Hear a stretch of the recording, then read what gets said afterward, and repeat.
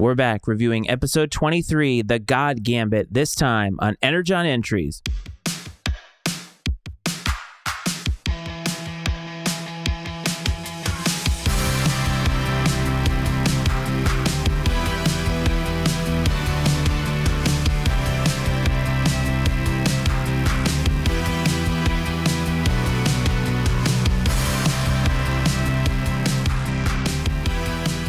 Welcome back to Energon Entries, everybody. As always, this is your host, Matt Freites. I hope that this finds you well. Last week, I took the week off to celebrate Thanksgiving here in the States with my family. And so for those of you who are from the United States who celebrate, I hope that you had a great holiday weekend. And I'm glad that you are back with all the action here on Energon Entries. This week, we are reviewing episode 23 of season 2, The God Gambit. And with that, let's get to the episode recap. The episode begins with the people of Saturn's moon, Titan, oppressed by their leader, Jiro, who exploits their belief in a sky god to enforce harsh laws and taxes. Rebel Teleria leads a revolt, shattering the sky god statue and exposing Jiro's deceit, just as Cosmos, being chased by Astrotrain, crashes nearby. Seizing the opportunity, Astrotrain pretends to be Titan's god, using Cosmos as a powerless idol to control them.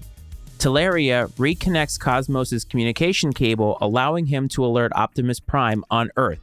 Prime sends Omega Supreme, Jazz, and Perceptor to rescue Cosmos. Upon arrival, Jazz and Perceptor meet with Teleria, who leads them to the temple. After an initial skirmish, Astrotrain captures Teleria and plans to sacrifice her, forcing Jazz to mount a rescue. After freeing her, Jazz fends off the Decepticons until Omega Supreme arrives, prompting the Decepticons to retreat.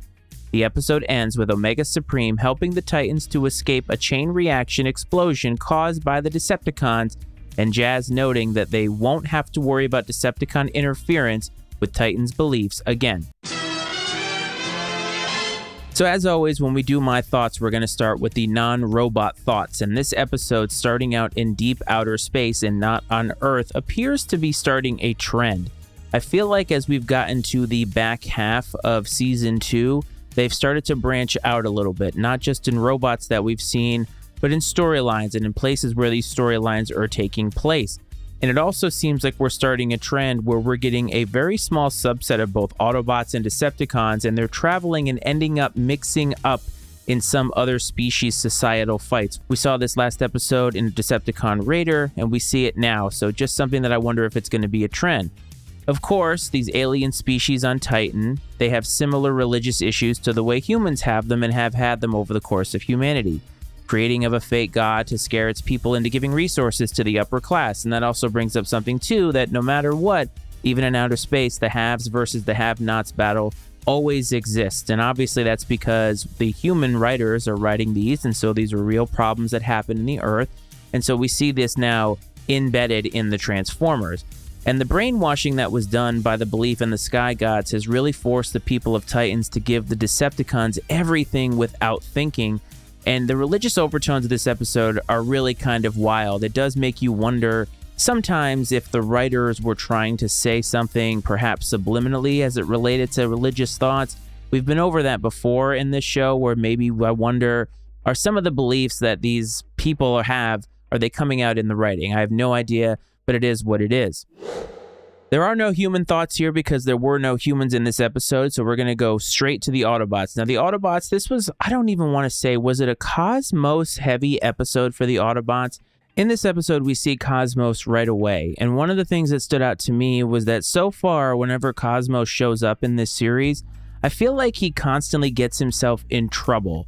And is he the Autobot version of Spike? And in this episode, he luckily for him had a failsafe in the event of getting captured. He coded the energy information that he had from detection. So even though he got captured, even though he was bested by Astrotrain, he didn't give up the information that was so needed by the Autobots. Now, in this scene where he's getting captured, Optimus Prime wants Cosmos to send the information to them electronically. And Red Alert, even though the first time we saw him really, it was in Auto Berserk and he was obviously very paranoid, but he is the Autobot that is meant to make sure that they are doing the right thing. And he's always got sound logic in urging Optimus Prime not to digitally transmit the secret information, Because if it does get intercepted, and let's face it, everything and every transmission the Autobots ever have seems to get intercepted by the Decepticons, smart move by Red Alert here. So, one of the things that I'll say about Optimus Prime is that he does have a backup plan in Omega Supreme. He doesn't use Omega Supreme often, but obviously he has 2 Autobots that can go into outer space.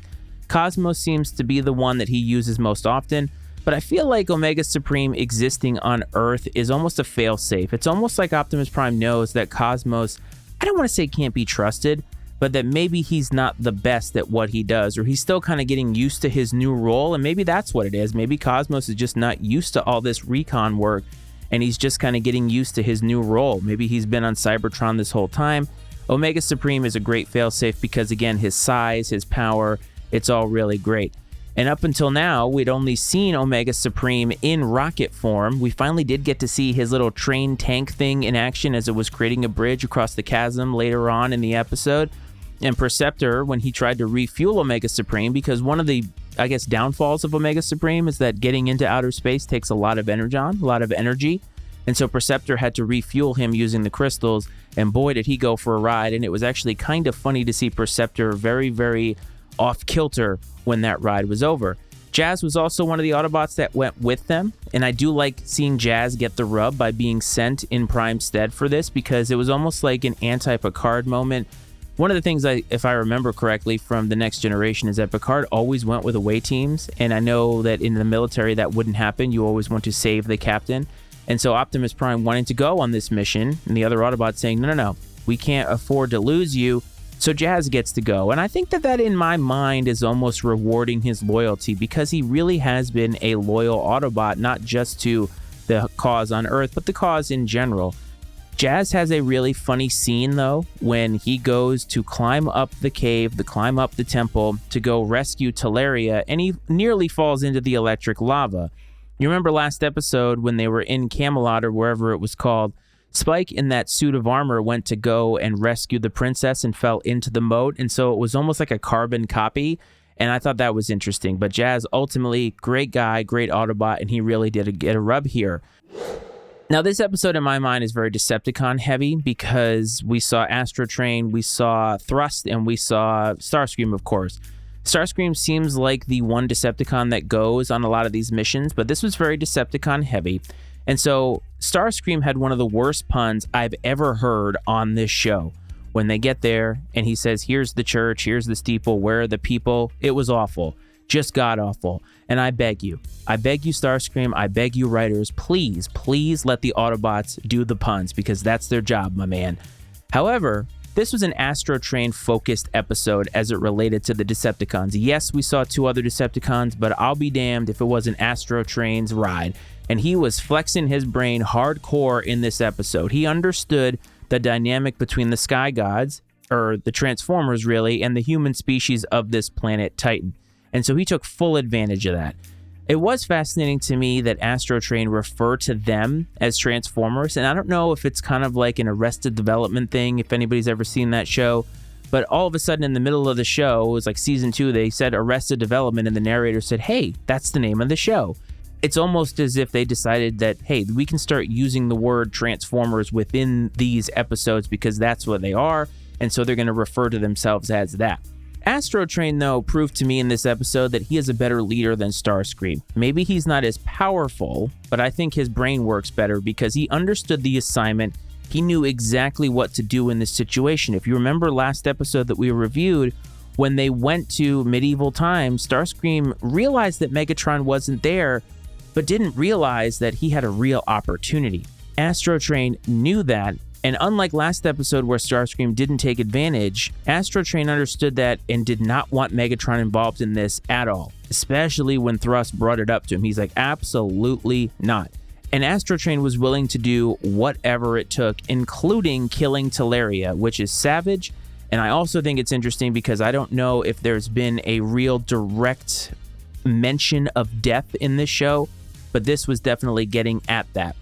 I did find out something about Thrust in this episode as well. I found out that Thrust is the kind of Decepticon that really isn't a doer. His natural propensity is to go to the leader scared. And you heard this in, hey, we should get Megatron involved. And then even later, when Starscream wanted something done, hey, we've got to go tell Astro Train. And look, within the dynamic of both the Autobots and the Decepticons, probably more so in the Decepticons based off of their emotional dynamic, is that you're going to have people who are just not leaders, who are just doers, they're just followers. It makes a lot of sense for Megatron's following. He wants people who are just going to do exactly what he wants. And I think that Thrust is one of those robots. He's not going to step out of line. He's not going to ask probative questions, really. The only probative questions that he's going to ask is, hey, how do we get the real leaders involved? And that's something I found out through this episode and through the dynamic of the Decepticons. No animation quirks that I could see. Of course, there probably are some, but as I've said before, when I'm taking notes and when I'm watching the show, sometimes there's a little bit of a lag. I don't see them all, so if you definitely saw some, please let me know either in the comments or whatever.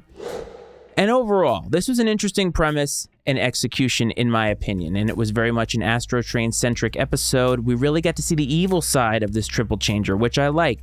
We've seen some of these new characters over time, but we haven't really gotten a sense of who they are, and I like seeing the character development. I love that stuff. I found the Autobots in this episode to actually be slightly a step ahead of the Decepticons, and that doesn't happen too often. I feel like the Autobots are always playing catch-up. They're always reacting. In this case, I got the sense that they were a little bit ahead, and I like that. The story and its religious overtones were fascinating to me, given my religious history, and sometimes, again, I wonder, maybe the writers try to use the show to push their personal feelings, maybe subliminally, what have you. Probably not the case, but you have to wonder because, again, these are humans behind the pens, behind the computers, all that stuff, and you just never know. What did you think of this episode? Have you watched it recently? I would love to know. I also want to thank a lot of the people that have commented recently, that have gotten in touch with me. It's meant a lot that people have been civil in saying either something that they don't like about the show, don't like about my opinion, or have just been really supportive, especially when I talked about all the stuff going on with my parents up in Massachusetts. And so I just want to say a genuine thank you to everybody that has reached out, everybody that has been supportive.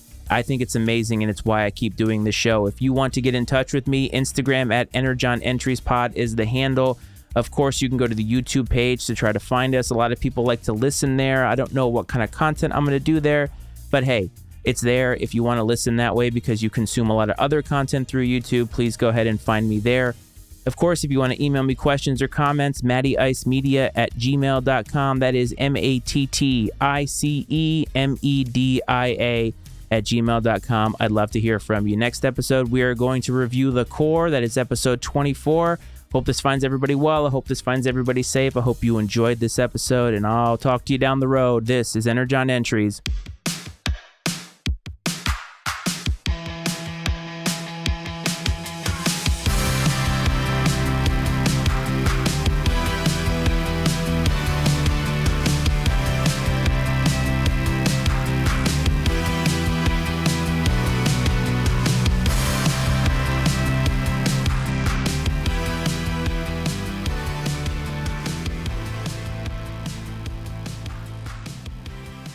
The opinions and viewpoints expressed on Energon Entries are those of Matt Freitz and his guests and not necessarily those of the Matty Ice Media Network. Energon Entries is exclusively owned by Matt Freitz and is brought to you by the Matty Ice Media Network.